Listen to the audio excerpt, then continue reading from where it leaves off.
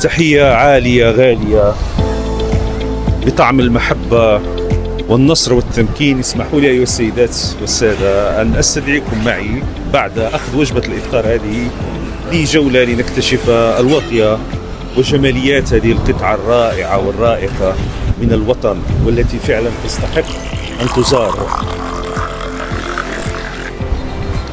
في إطار فعاليات مهرجان الوطية الوطني الصيفي في دورته الثالثة عشر.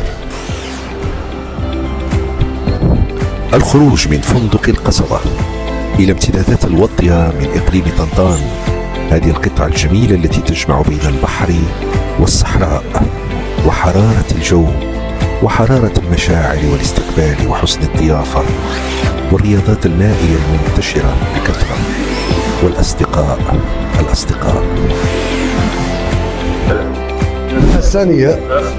بالحسانية نقول لك الصديق الشاعر الكبير أحمد حجاج، مرحبا وسهلا وهلا بك في طنطا. شرفت المدينة وفخورين على تعود أول زيارة لك للصحراء وبطنجاوية العاية. الله يرحم باباك، انتينا مضخم وضخمتي معنا البلاد، الله يرحم والديك. وتحية من خلالك لكل طنجاوة، لهم في القلب مكانة خاصة. السلام عليكم.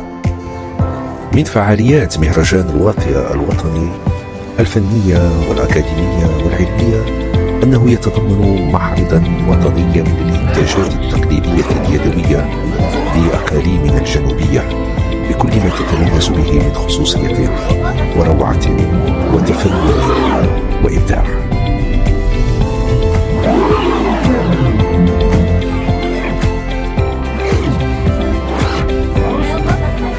ولنكتشف جميعا عبقرية هذا المكان، ابقوا معنا إلى نهاية هذا الفيديو لتكتشفوا المفاجأة المناخية الجميلة التي تميز هذه القطعة العبقرية من الوطن ضمن فعاليات مهرجان الوطية الوطني في دورته الثالثة عشر وفعالياته المميزة.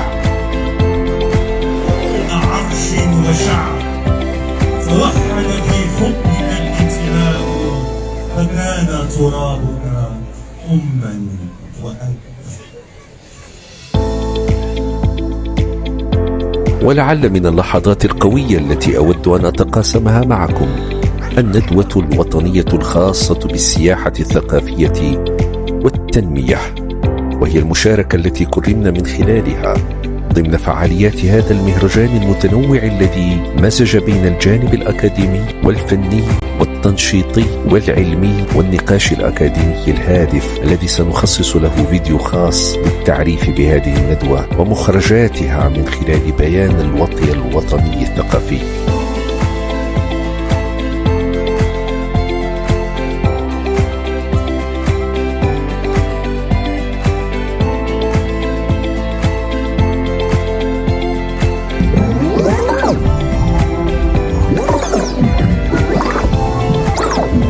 من جماليات الوطية أيها السيدات والسادة أن تعيش الفصول الأربعة معا في يوم واحد، حيث الرطوبة الجميلة والأمطار التي يتسكع فيها الناس كأنها غير مرئية، كأنها دموع الحزن على فراق هذا المكان، أو بالأحرى هي دموع الفرح على نجاح هذا المهرجان الكبير.